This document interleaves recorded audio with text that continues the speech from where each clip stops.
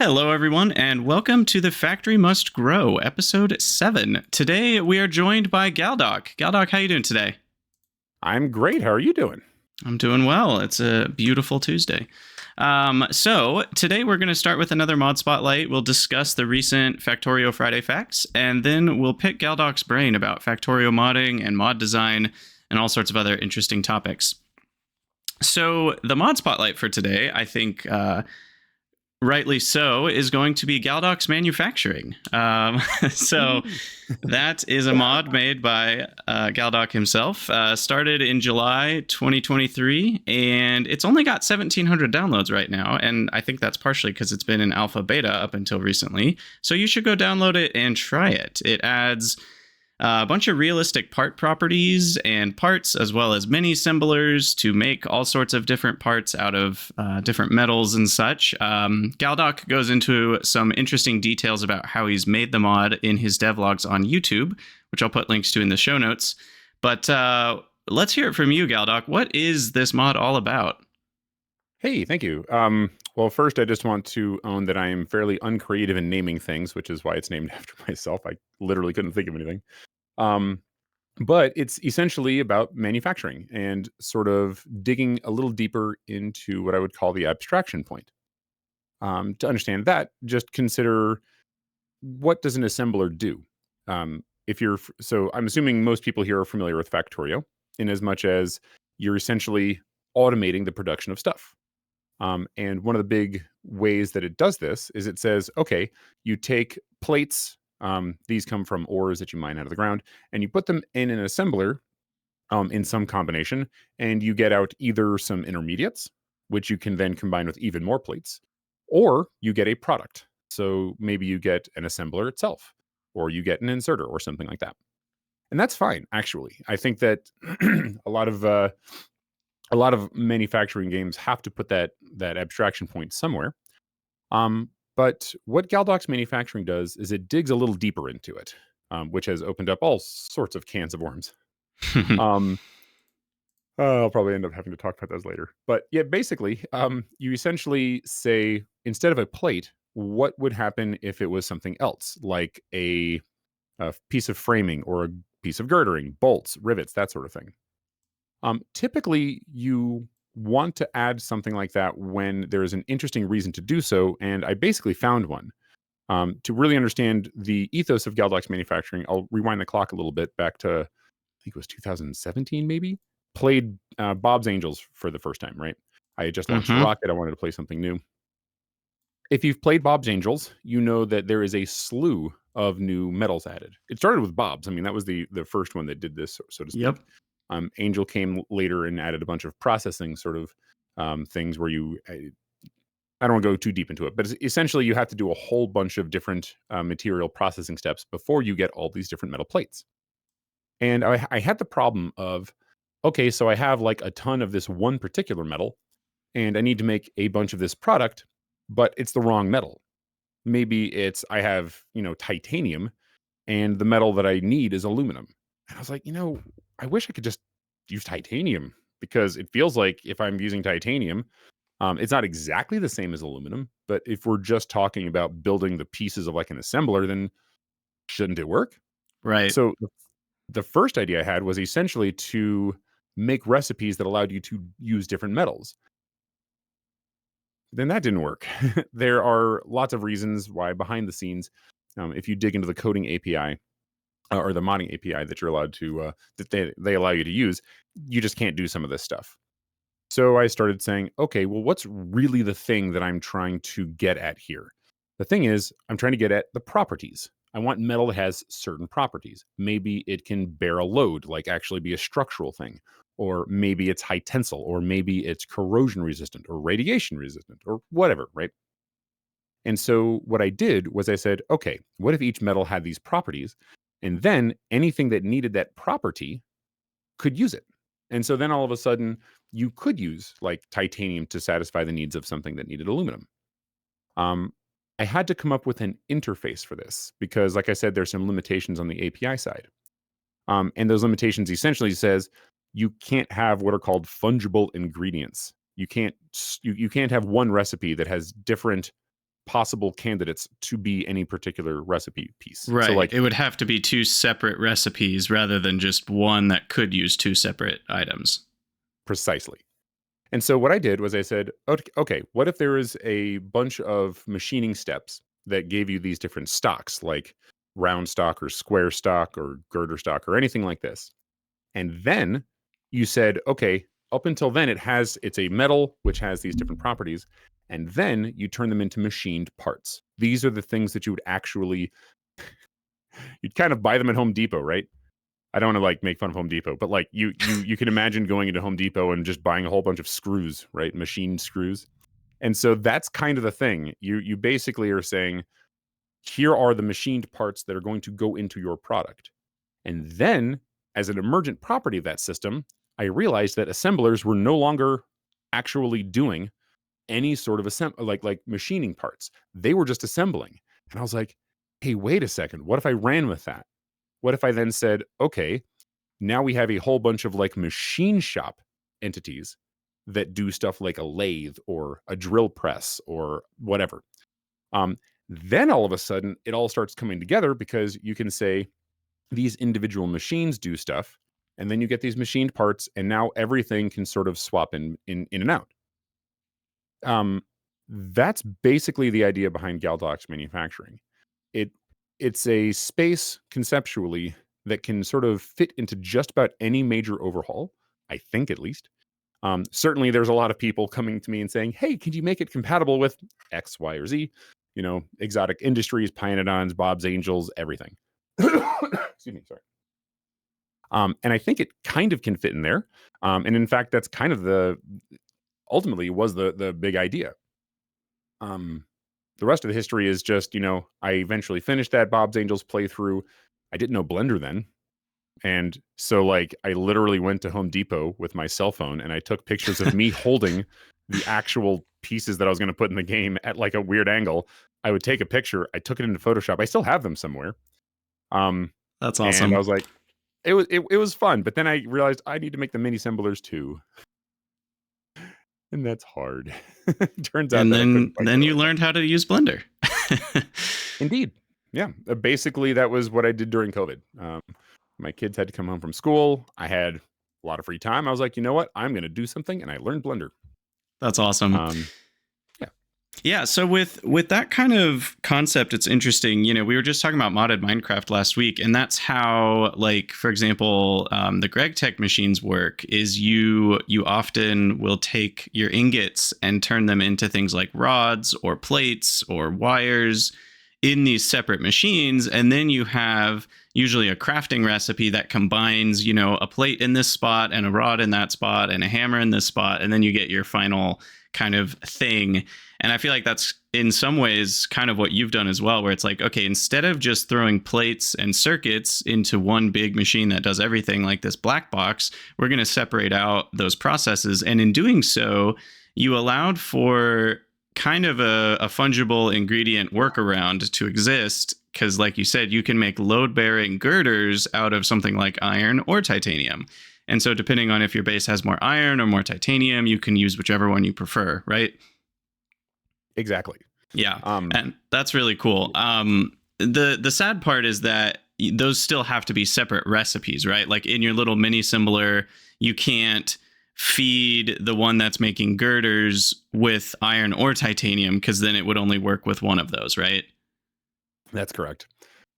Which has its own slew of limitations and I'm getting close to having to make my own GUI for that kind of crafting thing, just because it's once you get used to it, it's fine. But I'm always thinking of that first time user.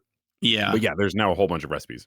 So, one other question. I know there's a mod out there. I haven't played with it myself that allows you to set recipes on assemblers via circuit conditions. Um, would that sort of thing work where you could maybe read what's on the belt in front of the mini assembler and then set the recipe to be that one? Yes, that would actually work fine. I haven't used that mod much. I think I've installed it. It's can't remember the name of it, but you're right. That would actually be a clever idea. Yeah, because that feels like it could work pretty well, almost to be integrated into your mod, where you could have And I guess you'd have to have them on separate lanes or maybe two separate belts that go to the same mini assembler, but then you could have the machine kind of auto select which recipe works with which ingredient it's being fed with. That could be kind of cool. I don't know if that would work or not, but There would be a few issues. You would still have to do like some kind of setup. The reason I say it that way is because so take like wire stock. You can put that in a, or sorry, take a metal. I don't know. I'm trying to think of a good example. Basically, there may be a case where you put in one product, it could get two outputs, and so you'd still have to think about which way you wanted to direct that flow. So you would still have to be involved in the process, possibly of setting up the circuit network, obviously. But like if it was a right. built-in feature, um, So you're saying the same input could create two different recipes and it wouldn't know which one to do unless you told it. right? You'd Yeah. still have to give it like a property, like when you, and in fact, that's true of just about anything. If I put in if I'm trying to make some kind of piping or whatever, or let me go that framing. If I want to make like load bearing framing, basic framing, or heavy load bearing framing, it's not going to know what to turn the titanium into. So there Right. would be, but there is something there. I would have to think about that one. Yeah, Sort of because in figure my out head, the I'm thinking it would work best if you picked the recipe you wanted as the result, and then it would just auto select which input creates that result. Like if I want load yeah. bearing girders, I would select that on the mini assembler special GUI thing that works with the recipe selector mod, and then it would automatically select which recipe creates the load bearing girders depending on what's being fed into the belt that's reading into the circuit or whatever. I don't know, Yeah. just spitballing here. Food for thought. Food for thought. Exactly. I do want to say one thing though. You did bring up Greg Tech. Uh-huh. I had never heard of this until I published my first devlog, and I could make like a collage of all the comments like, this is Greg Tech, but Factorio. I'm like, I don't know who Greg is, but they're smart. I respect them. That's amazing. Yeah, it is definitely a great idea, and obviously because it's how, in many ways it's how real machines work. Many people are going to arrive at similar ideas separately without copying each other, because that's how real life works. We take, some factories make just tons of iron and they send out these billets or whatever, and then it's the machining companies that take those and turn those into things like screws and bolts and rivets and bars and plates and all this stuff, and then those go out to other companies, and so it's kind of this mini stepped assembling process in real life. So it makes sense to make mods for games to split those up. Yeah, totally. All right, well, let's move on to the FFF, the Factorio Facts. This one was pretty interesting. Have you read it yet, or is this still news to you? I not only read it, I gave an impromptu math lesson about the underlying stuff that goes on with this. Ooh, cool. Well, I'm So excited to hear some of that. but yeah, you go ahead, and then I'll sort of hop in from time to time and be like, hey, there's this really cool, neat thing. Sounds great. Let's do that. Okay, so for those who haven't read it yet, the TLDR is that beacons in Space Age are going to affect buildings not linearly, but rather with the square root function. And so before, if you had one beacon with, and I'm just going to assume speed modules for now, but the same is true for the efficiency modules. But if you had one beacon that was improving a building's crafting rate by 50% of its base crafting rate, and then you added a second beacon, that would then affect the building to add 100% crafting speed, and the third beacon would then be 150%, and it would just go up in these steps until you had up to like 12 beacons could be around a single regular sized assembler. But in Space Age, they were noticing a couple things, and they decided at the end of all of it that a square root function makes a lot more sense to allow for creative builds. And so essentially, you were kind of led towards wanting to maximize beacons no matter what the cost, because the bonus is so big. A lot of late game builds were always using either rows of beacons and assemblers, which would be an 8 beacon to one assembler build, or even surrounding each assembler with 12 beacons. But now they changed it so that the base effect of a beacon is tripled. So if you know in Factorio, the beacons have an effectivity power or percent rate. I forget what it's called, but it's 0.5. So essentially, if you put 100% worth of speed modules into a beacon, it'll increase a building's speed by 50%. And now that's tripled. So 100% worth of modules in a beacon will create 150% worth of speed in a factory. But as you add more beacons, the effect of each one is lessened. So if I have 4 beacons around one building, what's the square root of 4? 2. So those 4 beacons, which each will increase the speed by 150%, then you square root it, so it's only multiplied by 2. So you get 300% out instead of, vanilla, which would be, what would vanilla be in that case? It would be half of 150 times 4, which would be 200%. So the bottom line, as far as what most users will care about, is that it's a buff for smaller numbers of beacons. So anywhere between like 1 to 3 beacons, it's a huge increase in how much they actually impact your production rates. And closer to like the 7 to 10 range, it's actually pretty much the same as it was before, because even though you're square rooting the number, the buff to the 1.5 effectivity makes it so that they kind of cancel out. And then in the 12 to 16 beacon range, it's actually a decent nerf. And so essentially, you're not as incentivized to add large numbers of beacons around your assemblers now, which I think is pretty cool. Yeah. And especially considering that there's going to be more commonly used very large machines. Like I think it's the Foundry, Mm-hmm.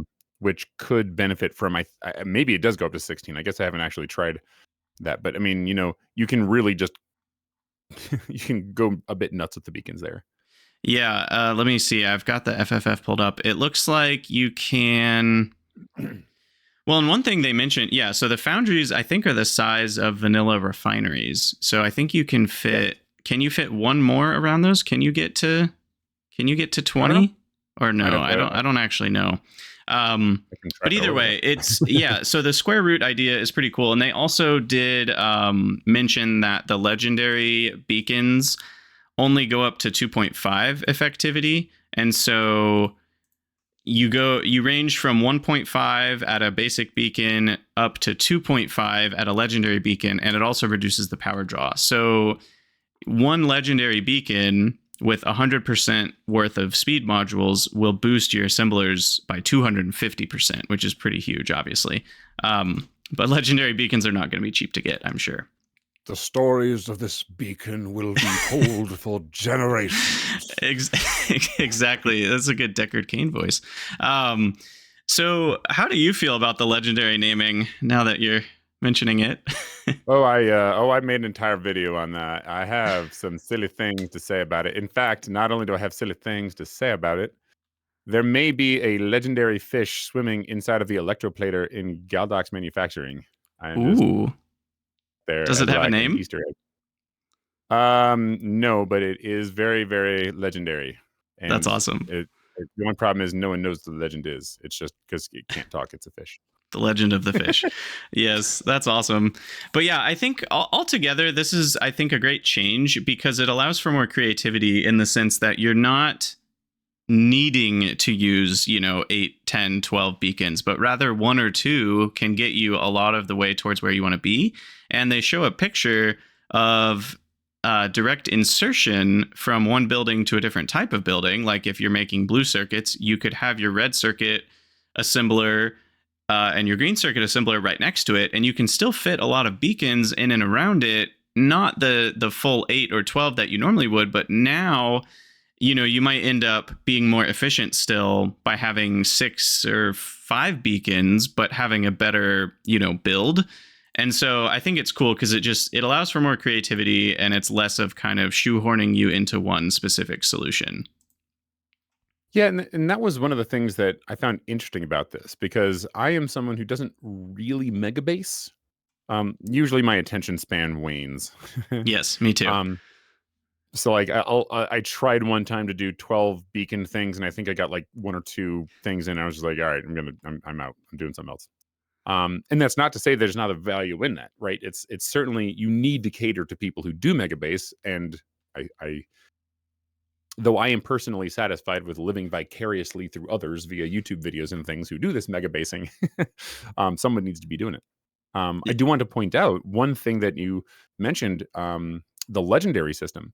So, yes, it is absolutely the case that now there is a bit of a nerf when you get to 16 beacons. Like if you look at the chart, basically there's a crossing point between the linear growth of the current vanilla system and the square root growth of the new system. But essentially, when you use legendary stuff, it doesn't have that nerf. That legendary system, though it does decrease over time, just the same way, it is a steeper graph, and it Right. actually can like. So for the people that really want to do mega basing, they've just added some more complexity to it in the sense that now they have to do the manufacturing of these legendary things. Um, but if you're the kind of person that's doing that, then you actually want to be able to still get that effect, and they have given you a path to get there. Um, Right. but the lazy cusses like me who just are happy with one beacon builds, or I think the most I'll usually ever do is I'll take the build that I had, right? So it'll be like smelters, and I'll just put beacons on either side of it, meaning they're generally getting about 4 effects rather than the 8 that they claim is something that you can do with a clever belt weaving, or heaven forbid the 12. People like me get like, yeah, this is great. Yeah, it So, definitely it boosts the less optimized builds quite a bit. um, I did want to point something out that I think that some people may have missed.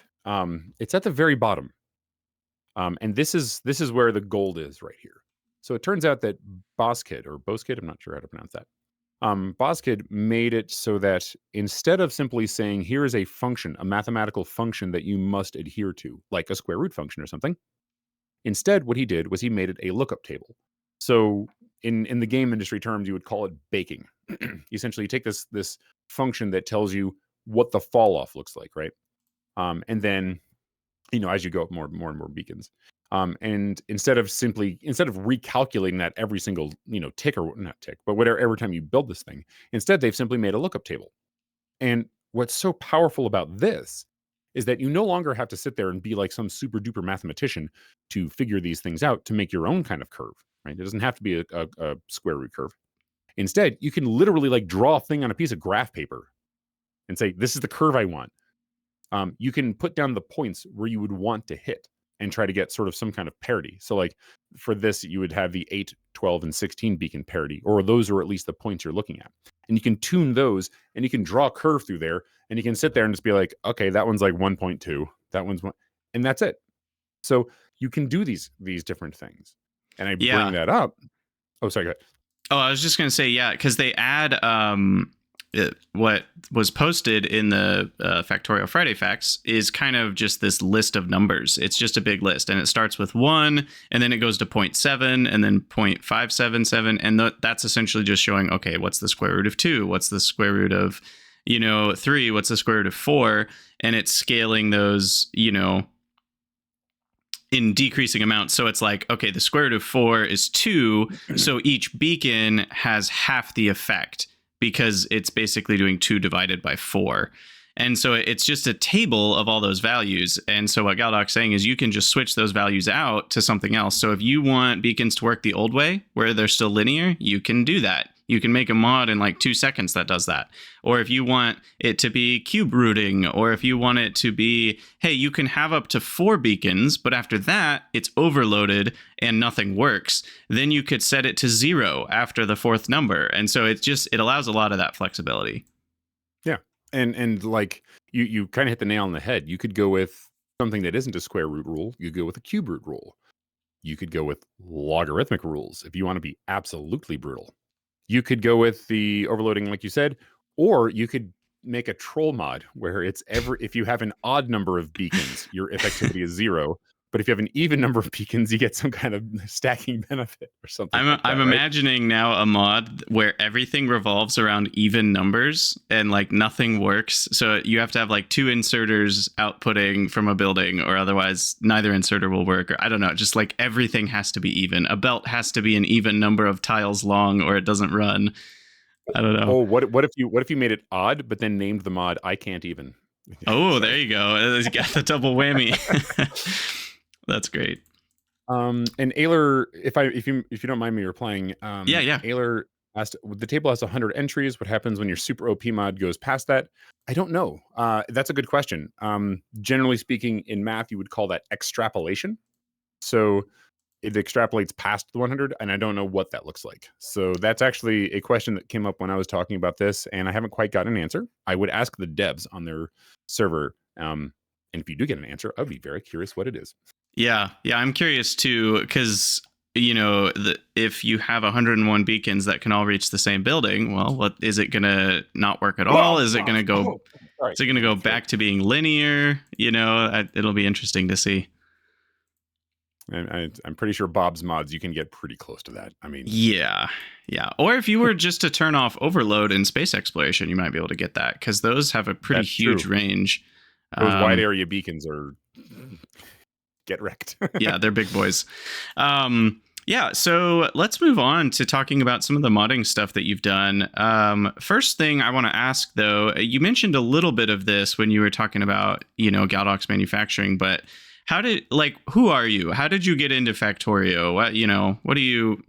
Are you a gamer? Are you not a gamer? Like, what kind of guy are you? Sure. So my degree that I got for my bachelor's was a physics degree.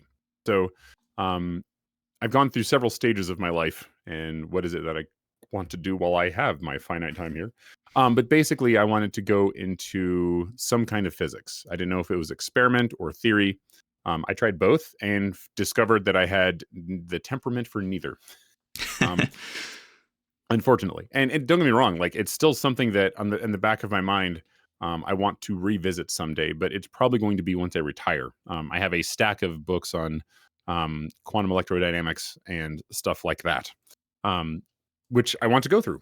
But it's been, once I did the degree, I was like, all right, I think I'm going to move on to something else. And what I discovered, I love teaching. And so I was working at a flipping Best Buy at the time. Okay, I was one of the Smurfs. I had the blue shirt, I had the khaki pants. It wasn't the Geek Squad yet. That tells you when I was working there, right? Wow. Okay. And I was one of the people that they came to and asked questions to when people brought in computers because I knew about them. My job there was I sold computers. I'm very sorry, by the way. What I discovered though was I loved teaching people about computers. People would come in and they wouldn't know what they would want. They would have some amount of money and they went, I have this much money and I want to do blah, blah, blah. And I would try to hook them up, but I would have to explain to them all of these things. I became a substitute teacher at a high school. They said they had a need. I then went and got my master's degree in math education. So that degree involved a bunch of different topics like hard math, like AI, like cryptography, like all that stuff. Yeah, that's intense. Very, very good stuff. And it was fun. Like, don't get me wrong. I nearly went for a second master's in just straight math. But the reason I was there in the first place was because I fell in love with a woman who was a doctor, or at least destined to be a doctor. And so as she did her residency and fellowship, and eventually we settled down here, I just followed her around the country. And so I had a limited amount of time. So makes sense. Yeah, and for those who don't know, I also majored in math education, not a master's but a bachelor's. So really? Definitely, I did not know that. Yeah. So a little bit of samesies there. I very much enjoy the education world, and I'm not teaching at a high school right now just because I don't want to get all into this, but the American education system is not my favorite style for a lot of reasons, but I do love teaching, and I love math. I definitely did not do cryptography or AI or anything like that when it comes to classes, but I love getting into the nitty gritty of the math. That's part of why I like, mods like Hellmod, is because you get into the numbers and the spreadsheet of it, and that's very fun for me in gaming. Yeah, and it's the same thing that happened to me. I don't know how many parallels there are between our stories, but I taught high school for about, depending on if you count my substitute teaching, about 7.5, 8 years. And eventually it's not that I burned out, it's that I wanted to reach a wider audience and do a YouTube channel. So I did. But there are some things that, again, don't necessarily go into it here. Suffice it to say that I landed in the YouTube space, took a year off, learned how to do videography, photography, learned lighting, whatever. I don't know if you're watching me, if you're watching the video, if I ever do post this, then I'm just I'm gesticulating at my room right now. Um, but basically, I went into content creation writ large, and so yeah, I mean, I'm kind of in the same boat as you are. I love teaching.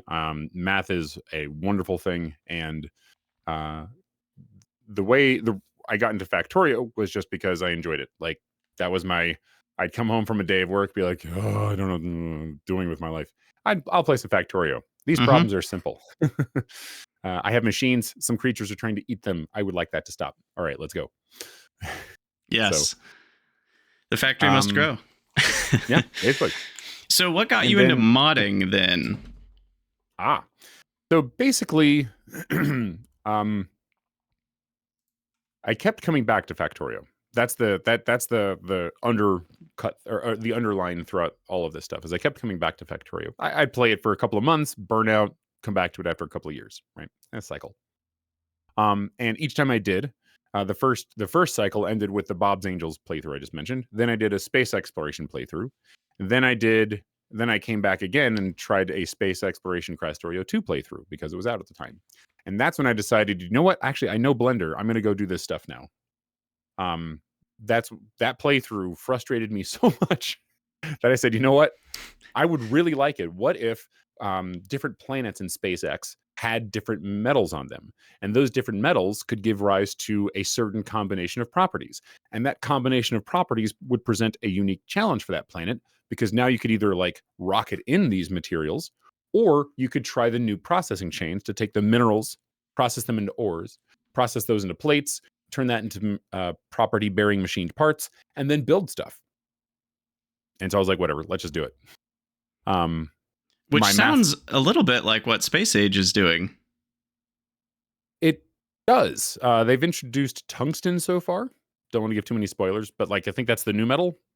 No, Um, spoilers are okay on this podcast. We're not totally okay. spoiler free. Sorry, I just want to make sure. But I don't. Have they added more than just tungsten? Like I know they have like the lava where you can pull out the metals, which is really cool actually. Yeah, I guess And they haven't mentioned new metals. I didn't quite mean new metals on planets, but just kind of this idea of doing like going to a planet and getting a new processing chain, and that planet yes, kind of unlocking this new chain that now you can do. And it's slightly more than what space exploration is doing, which is really just like here's a new metal, here's a new chain you can do with the metal, and it kind of looks the same as every other planet. And Space Age yeah, is like we're actually going to put a new spin on that mechanic, and so it's kind of more than just the same thing on three different planets. yeah. And I kind of wonder. I've hung out in the space exploration sort of dev area, and I can't say much about it, but I can say that what I can say is that I get the sense that Irondell is actually being able to really have some of the ideas that he had from the beginning Yes, able to be incorporated into space exploration that he couldn't earlier because API limitations. I mean, you only have so right. much you can do with the API. Um, Yeah, I'm sure Arendelle yeah, had quite a few dreams that were dashed to pieces by the limitations of Factorio modding. I know what that feels like. Fungible Yeah, regions. fungible regions. So yeah, one thing I wanted to kind of dive into is we kind of already chatted a little bit about what inspired you to make Galdoc's manufacturing, but what are your kind of dreams and aspirations for it? Because it's not done yet, and I know you're still working on it. So where is it going? It's a great question. So I've broken it down into three phases. Actually, let me back up one step, if you don't mind me scooping out just a little bit. I do not. The way the way I came up with where I'm going was basically I want to make I have a vision. That vision is more or less what I laid out. But I want to do that for different materials, right? Because I think that's kind of fun. I think it would be kind of cool if making concrete wasn't just put thing in assembler, get out, or put thing in chemical plant, get out, but rather there was some sort of fundamentally different process that had to go into it. Like maybe you have to manufacture this thing abusing perhaps the heat system, where you have some kind of process that the concrete has to stay liquid before you shape it into something. Basically, something that's more interesting than just processing this in that then it's done. Pinedons does this sort of thing in a couple of instances, from what I am told. Again, I have not played that one. But that sort of thing is where I want to go with Galdoc's manufacturing. And the first step of that was the metalworking phase. And the scoping out that I want to talk about was essentially, how do I break this process up into pieces where I can get something in the hands of players as quickly as possible. That was the alpha phase. Um, B, if I get hit by a bus, is there going to be a completed product? Hopefully, I'm not going to be hit by a bus. Hopefully Is there not. going to be a completed product that people can play? So that there is like some kind of like, if the line had to be drawn here and the mod was done, is it a complete enough experience to justify adding it to your mod list?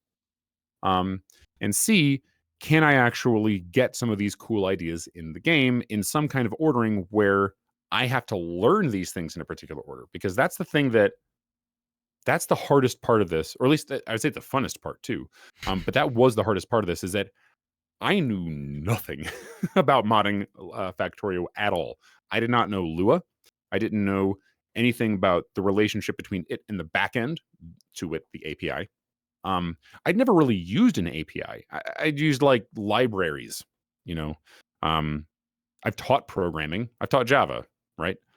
I learned Java while I was teaching it, which is a fun experience. Let me not suggest that to anybody. Uh, but like the thing was that if I'm going to do this, I need to do it in such a way that the tasks I have in front of me are things I can do at that time, and then build it into something else. And so essentially, metalworking fit entirely in what's called the prototype stage of Factorio. It previously had been called the data stage or the setting stage. I've been told that they kind of want to move into calling that the prototype stage. Just as a quick, I'm not going to go into too much depth on this, but essentially the way it works, in Lua, you say, I want these things to exist. These are the items, the entities, the enemies. These are the technologies, and all of the things that sort of bind that together. There's dozens of prototypes that put those things together. Item categories, recipe categories, that kind of thing. And you declare all of that stuff in the prototype stage. And once you're done with that, then the game runs with it in the runtime stage. That's when it instantiates. When you load it, it instantiates all these things. It does all of the crunching of what the sprites are going to look like, builds the atlases, all that good stuff. Which I is don't what want to touch happens when runtime. you load the game, right? Exactly. And that's why anytime you change your mod arrangement, like let's say you just add a mod or whatever, that's why it has to reload the game, because it has to recreate all of those things. And that's why it's so picky when you're in multiplayer and you have to, like, oh, I have the wrong mod version, and someone has to now update before they can connect because someone updated. Because it doesn't want there to be a discrepancy between what you think the universe is, that universe having been created by those prototypes, and what other people who want to connect to you think the universe is. So there's all these little consequences that sort of emerge as a result of the system, but it's very flexible. And so what I did was I said, I'm going to learn that first before I get into runtime stage stuff, which I may end up having to be very soon here. Before I get into that, I want to build this prototype stage stuff. And so that's sort of why I did this first. And this constitutes what's called phase one. Phase one is metalworking. Phase two is going to be where I probably am going to be dealing with some runtime stuff. That's going to be a primitive stage. I intend on starting you out at, I don't want to say the Stone Age. I think the easiest way to say it is, imagine that you were an engineer with modern sensibilities and understandings of how physics and engineering works, and now you're at the Stone Age, right? So, like, what would you do? What clever things could you now build based on what you know? So it's not like you're having to go through and rediscover, if I rub sticks together, that's how fire happens. Right. Okay, no. So But you it's are. the Stone Age physically, but not in terms of research and understanding. Yes. Um, so like as a good example of this, you're not going to have power, burner power. Burner power is something that you get eventually, right? You are going to start with clay, and you're going to get clay. It's not going to be like a patch. I haven't quite worked exactly out what the details are, but you're going to be able to make clay kilns, and clay kilns are only going to be able to melt metals up to a certain temperature range. So like aluminum Tin, those things will be things you can work with, but those are also crappy machining metals, right? You wouldn't really do much with aluminum aside from build like frames and maybe nails or something, but you're not building cut heads really out of aluminum. Um, you're going to be starting with a water wheel. You're going to take wood, you're going to get the plant fiber, you'll make ropes that's going to bind things together. You're going to put a water wheel in the same place you could put like a what's it called? Offshore pump. And that's going to give you a very unique kind of fluid called torque. And all Nice. torque is something that you use to power woodworking mini assemblers and stoneworking mini assemblers where you like crush stuff. So I want to dig into that sort of ethos, but then also have a vein running through the mid and possibly the later game in the form of stones and concretes. So right now, the way it works is that you have a patch of copper ore or iron ore or whatever, right? Titanium ore, not tin, sorry, nickel ore. Those are the kinds of things that are in the game. I think it's lead and what's the other one? Zinc. So those are the metals that are in Galdoc's manufacturing right now. Right now, you mine them up, you get the ore, you put it in a smelter, you get a plate. What's going to happen is you're going to get a mineral, you're going to crush that mineral, and you will get some ore, and you will get some stone of some sort. Maybe it's limestone, maybe it's sandstone, maybe it's quartzite, but it's going to be something that will have some kind of a use. I'm not going to add useless stones in here. There will be a generic stone just because there is a thing called stone in the game, and obviously it actually would make some sense to have sort of a channel for a lot of stuff. So you can make your landfills or whatever. Right. But each of those stones will have will have a use in the process of making concrete. So concrete is something that's made from, you have an aggregate like little pebbles, or depending on what it is, it could be a bunch of different stuffs.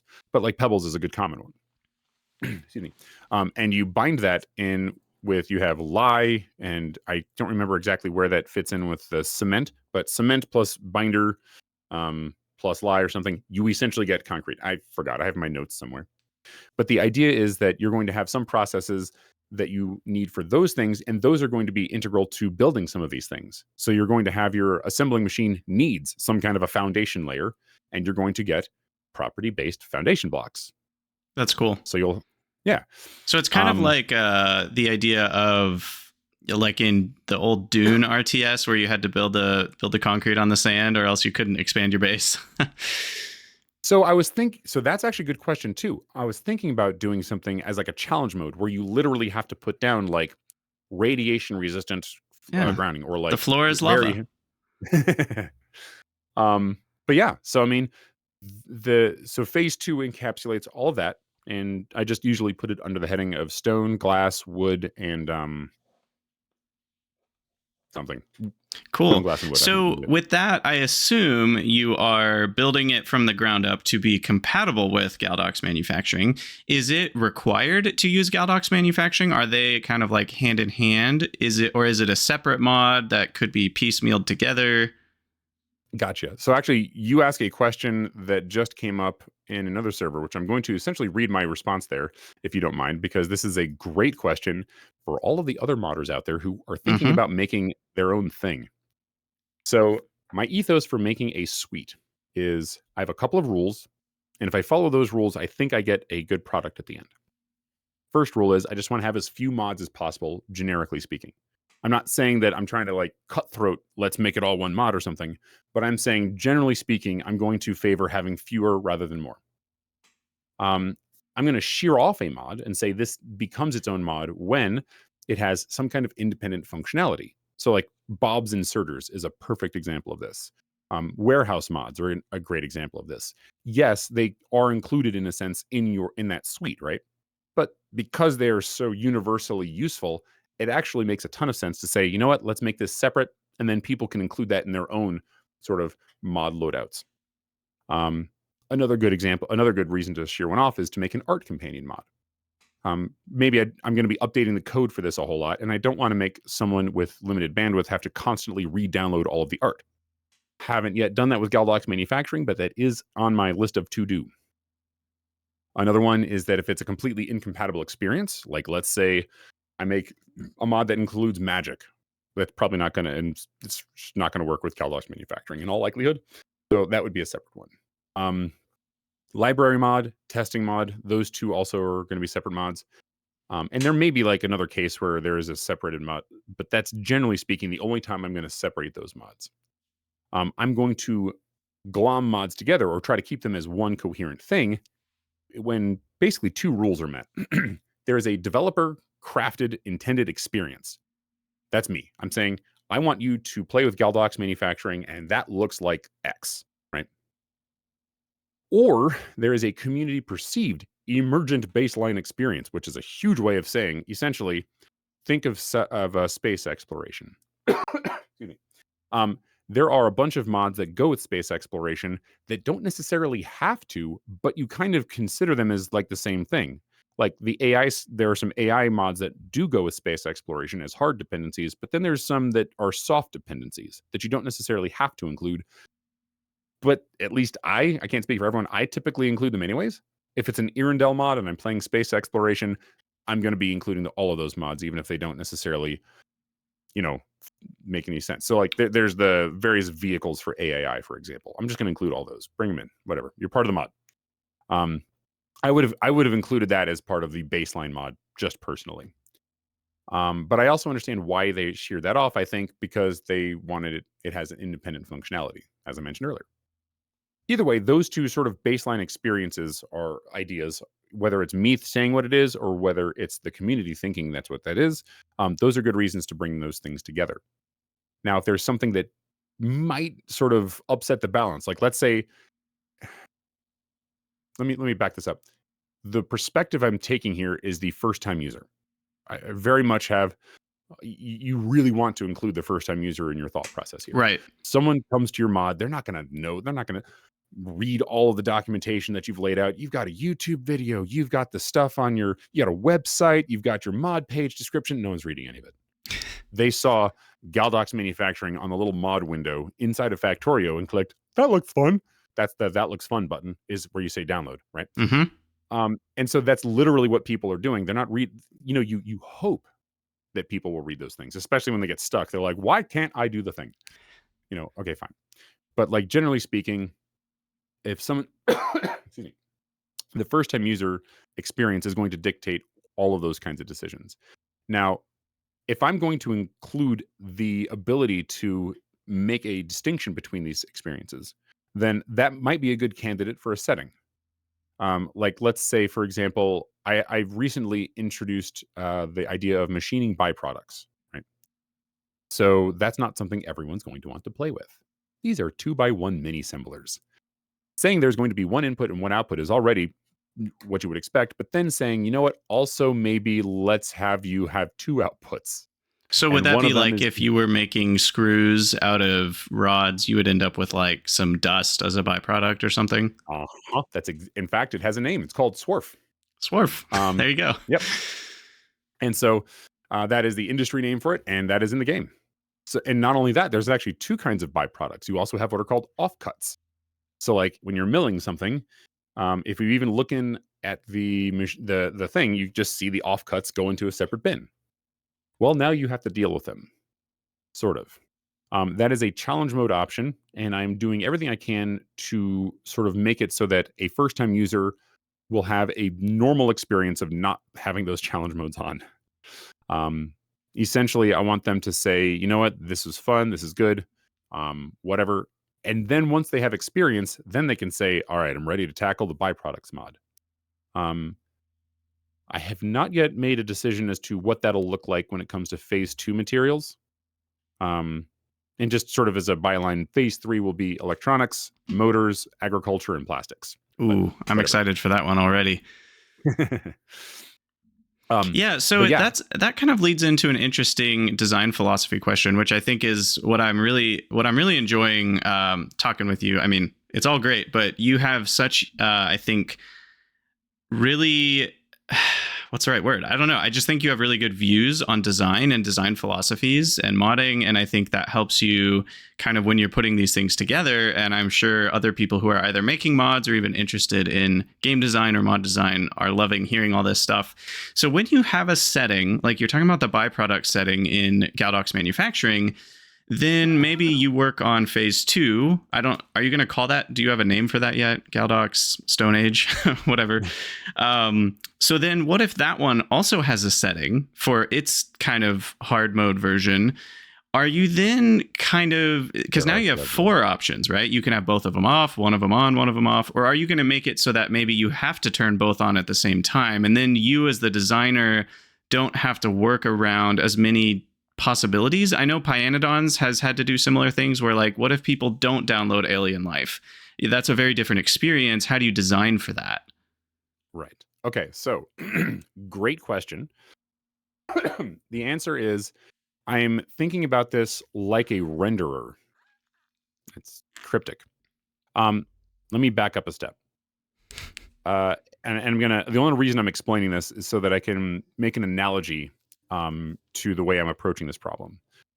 If you understand how rendering works, a frame gets rendered. Oh, yeah, yeah. And this is not something that most people would know about, right? Unless you really dug into this, and I've really dug into this, and I barely understand it myself. But basically, the way it works is that you take this world that you have, right? This 3D world. Let's talk about, like, I don't know, Quake or something, right? Probably a bad example because I'm not sure this is how they did it back then, but whatever. So you have this world, and inside that world, you have these vertices, and these vertices, usually you don't just have this big cloud of vertices that you're considering in memory. Instead, you have instances of these things, and so you have, like, for example, a rocket. Okay, and in this data for the rocket, you have a local axis that says, okay, I have a vert here for the tip of the thing, and the vert here for the ring around the thing, and then there's the wing or whatever, right? You put all the verts together. There you go. You also have edges and you have planes. And these things essentially build this 3D thing. And then you use that data in conjunction with textured data. And this texture data tells you where texels go, which are like pixels, but on a textured object.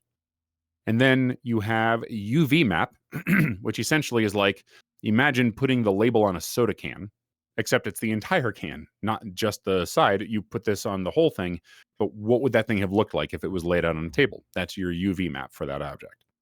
So you have all this data.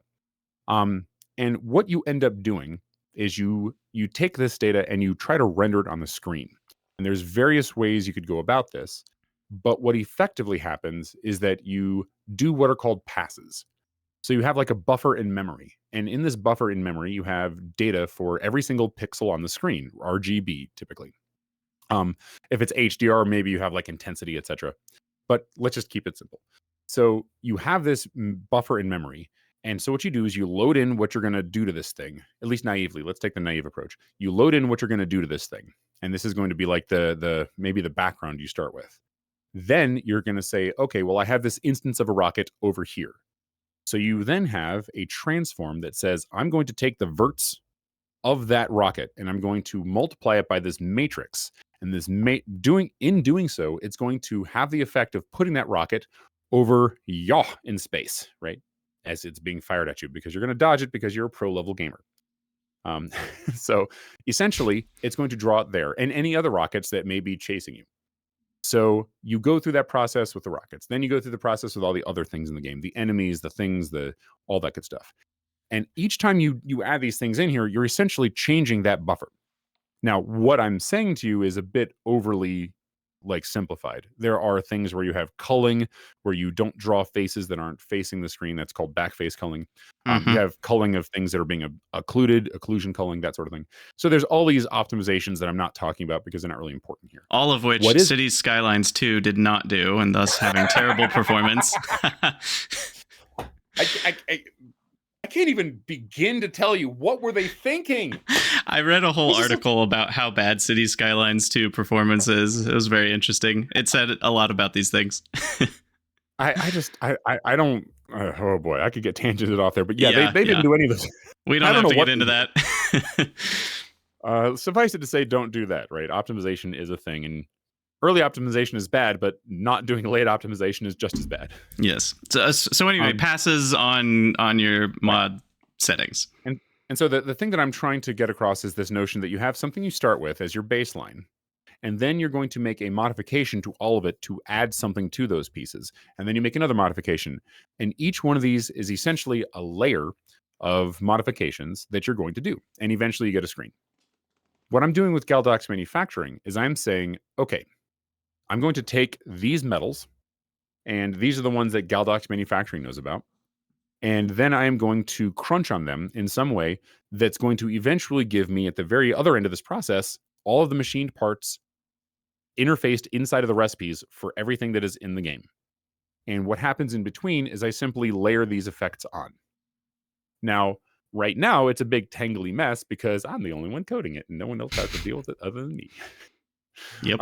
But eventually, and actually, I've been doing most of the refactors that I've done in the past like 6 months have been with the aim of making that something that is more easily set to something that will essentially, excuse me, essentially let me layer these things on. So it sort of has the idea of not just can I do layers within my own mod, but can I do layers of other overhaul packs involved? And so when it comes to doing something like machining byproducts or adding in stone or something along those lines, essentially what I'm trying to do is I'm saying at each step I'm going to affect some kind of material. I'm going to assume almost nothing about the world and just modify it as I see it. And each one of these modifications, whether it be to include metalworking stuff, whether it be to include stoneworking stuff, or any of these things, or whether it be to include some of the challenge modes inherent to those things, so like the byproducts or whatever, those are just going to come as a layer of those passes. And in doing so, it's essentially just going to, by the time it comes out the other end, you get a Factorio experience that observes these things. So Now, to then come, the bottom line there is that they will work in any combination then, because it just layers them however you set the layers on or off. That's right. I'm trying to essentially decouple things with this. This makes it so that they don't depend on one another, or they depend in the sense that if it's there, it will react. But if it's not, then all right, we already have a sort of baseline experience. Right.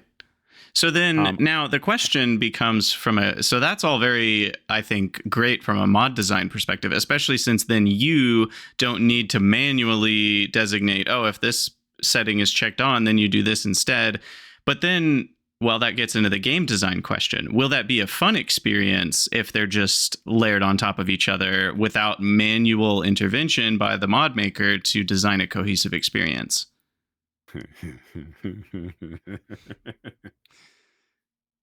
yeah, you've basically asked the $1 million question. Is it fun? I have no idea.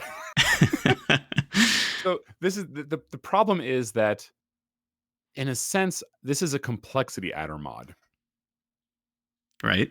I enjoy them up to a point.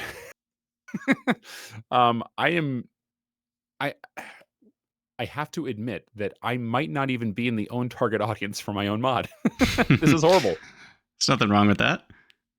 Well, the thing is that like, oh, my camera messed up. Hang on one second. I gotta do the thing, boop and boop. Okay. The thing is that like when it comes to playing these things and finding the fun, that's one of the big reasons that I wanted to get this in the hands of players as quickly as I possibly could. Because that is essentially what I am using in order to guide my direction here. So like I have some simple rules. Include as few metals as possible that get the job done of sort of expanding the conceptual space of properties out for all of the things in the game, which is basically just saying how few metals do I need in order to represent all the things like Right. corrosive resistance, etc. Minimum viable product. Not even minimum viable product. That's a little different. Minimum viable product. This is more about just minimizing the amount of touching back on your teaching experience. Essentially, when you are trying to teach something to someone, they're going to only be able to keep a certain number of things in their short-term memory as you give them that explanation. And if you exceed that, then that's when they get that glazed eye look, and they're like, you like pause, and you're like, all right, we got to come back to this. You got to Yep. digest that. That's going to happen when they play a game too. They're going to not necessarily have the ability, like that's not entirely fair. If they have experience with like Bob's mods or space exploration, they're going to look at Galdoc's manufacturing and go, all right, now I got a headspace for this. We're fine. But if I'm the first thing they've played, then that glazed eye look going to come super early. So I got to be careful. And so having the minimum number of actual elements of each facet. So like the minimum number of metals, the minimum number of properties, the minimum number of types of machined part or stocks. That's going to reduce that cognitive load. That's the industry word for that, by the way. It's going to reduce the cognitive load for a player. And that's sort of what I was going for there. So I have those kinds of rules, but like, oh my God, can I tell you something? Yes. Pyanodons has so many metals. So many. I don't know if people understand how many metals this thing has. Like, so King Arthur, wonderful human being, comes in and says, "Well, I know what I'm doing this weekend." Once I came out of Alpha, he's like, "I'm going to make Galdoc's manufacturing compatibility."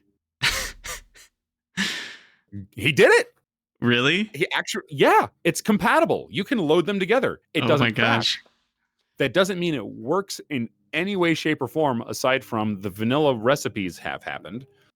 But aside from that, they're not compatible in as much as like whatever advanced machines that the Pyanodons involves, it does not actually use the machined parts from Galdoc's manufacturing. Right. So what I said, okay, you know what I'm going to do? I'm gonna make them. So So you were I like, "Oh, basically let's replace like Phoenix alloy with this other Galdox manufactured part kind of thing." sort of. So like so I've automated the process of making new materials. So like, yes, there are a certain number of metals, or sorry, stocks. So like you got the sheet stock, the plate stock, the bar stock, the round, et cetera, right? You've got all these different stocks. And so what I've done was I've simply set up a rendering solution where I can say, let me make a new metal texture, save that, and then just push this button over here. And then magically it just outputs all of the types of stocks for that new metal I've just made. See, okay, you might not be the target audience for your own mod, but that's because you making your mod, you are the target audience for mod making. And so you've automated making a mod, and that's the game that you're playing so that we Uh-huh. can all play the mod that you're making. Uh-huh. Oh yeah. Oh yeah. I have so many layers of automation in my workflow. It is ridiculous. And I know this is a bit of a tangent, but I think it's interesting. How important? So the question that people ask when they're playing Factorio, I know a lot of people who play Factorio are also software developers. When is it worth it to automate it? Do I automate it and save time later, or is that going to take me more time and is more complex? And I think we all know the basics of that argument. Like obviously, if it'll save you time, it's worth it to do it now. But How do do you you figure have out what the time any? cost is? What's that? Yeah, sorry. It's how do you figure out what the time cost is? Yeah, yeah. Sorry, I thought I was finishing Exactly. your sentence. My bad. Yeah, and so what I was going to ask is just, do you have any tips, or kind of around that topic? Like, what's a tip that you have for people who are asking those types of questions? So it's more of a way of approaching it. You kind of have to approach it as something being built, but what you're building is a workflow. And it's not simply the case that you're like, yeah, I am building a mesh model for wiring. Okay, sure. But I'm really building a workflow to go from nothingness to somethingness. Um, my best recommendation is you kind of have to go in and do it. Like it's been a very organic process, what I've done here. And I've actually learned an enormous amount of how to build these workflows, but live, sort of like as I'm doing this stuff. So like, are there things I would change? No, actually. It sounds weird to say. It's not like I got it perfect, but like failing is part of the process. And it's a bit of a toss off thing to say, smart people learn from their mistakes and wise people learn from others' mistakes. I mean, sure, that's kind of true. And you want to learn as much as you can from other people's mistakes. But man, that really cannot fully replace the experience of screwing up yourself. Yep, Like, agreed. there's just something to that.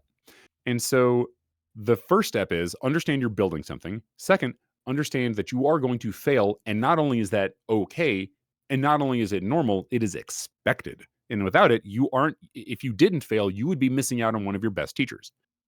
But the next part is be analyzing what's happening. So for me, it was I got on stream and I have sort of like I kind of have a record. Like I can look at everything I've started. So you said I started in June or July. July It's actually 2023 is when the mod showed up on the mod portal. At least that's where I got that date. yeah. And I was going to say is it actually started in March, and actually it started a little before March.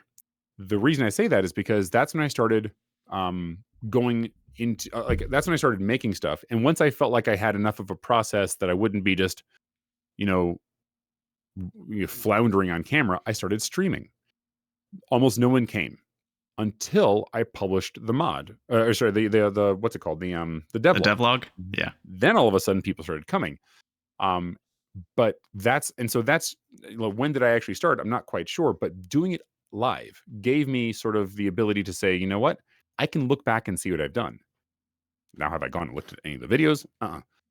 Instead, I just sort of have like this notion of, okay, I did it, this week or whatever. I started building a community around it, which has multiple reasons. But one of them was that if you look in my Discord, in my announcements, I have a post every single week for what I did that week. There's multiple reasons for this, but one of the benefits of this is what I was just talking about a second ago, be analyzing your own process. So that's how you start building those time estimates. Because if you want to know whether you should automate something, you have to have a guess of how long does it take to just do the thing. And if you don't know that, you can't, you still have to be able to make a guess, but it's going to be a little less informed. And the more you can sort of stack the deck in your own favor of making a better guess, then you can come up with a better result from should I automate this process or not? Which is the not fun answer, saying that yeah, automate everything and that's part of the fun. Right. No, but that's really interesting because it kind of aligns with some of my own personal philosophies of like, okay, should I buy the cheap thing on Amazon that costs $5, or should I go to some, expensive designer thing and get the thing that costs $100? And I've actually kind of settled on a both, right? Because the $5 thing might actually work fine for years, and you might be wasting your money if you spend $100. But then there is, there are plenty of products where that $5 thing sucks and it's going to break in 5 minutes, and you're not going to, you're going to waste your money by buying it. But I think you need to know, right? You need to know, can the cheap thing work? Can me just manually plugging these numbers into a spreadsheet work once if I only need to do it once? Or if I'm going to be doing this hundreds of times, then yeah, I need to automate this process. Yeah. And then there's a lot of gear in my home right now, camera gear and stuff, that has the word Newer across the side of it. Not shilling for them. I'm just saying they're very inexpensive versions of the things that usually cost a lot of money. Yeah. Yeah. Oh, it's so interesting, man. I feel like we could talk about this stuff forever, but we're getting a little long in the tooth here. So I have one more question about the Galdoc's manufacturing world and the different phases. Do you anticipate Space Age as the expansion being good for your mod, or like giving you better tools to make what you want? Or do you think all these new announcements are kind of hindering your development because you feel like you're on pause in some ways till it comes out? No. I'm not on pause. Everything is great. I had to temper myself. So every Friday I do, I stream every week, at least on Friday. So usually if it's a normal week when I'm not doing video editing and things like that, then I'll do 3 days a week and I'll do mod dev and stuff. But every Friday I do a Factorio Friday Facts. And I started being that guy who would see this new thing where it's like, now we have trains that can do this, or circuit networks can do this. And I'd be like, that's great. I have an idea. And I started being that guy that was like, I felt like this. Maybe I'm reading too much into it. Killing the vibe, basically, because I would be like, "Oh yeah, you did all this work. Now do some more." And so that, Yep. so now I've just sort of started keeping those things sort of to myself by and large. But no, so far everything that they've been showing, I've either found this is something that I could dovetail into Galdoc's manufacturing, or this is something that I could, use in some way. There are some questions. I don't know what sort of knobs I'm going to have to turn for quality, for example. Yep.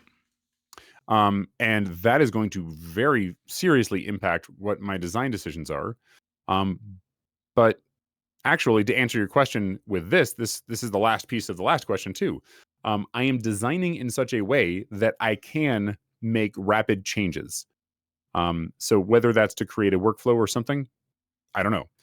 But basically, anytime the more automated my process is, the more agile I am in being able to react to whatever emerges from 2.0.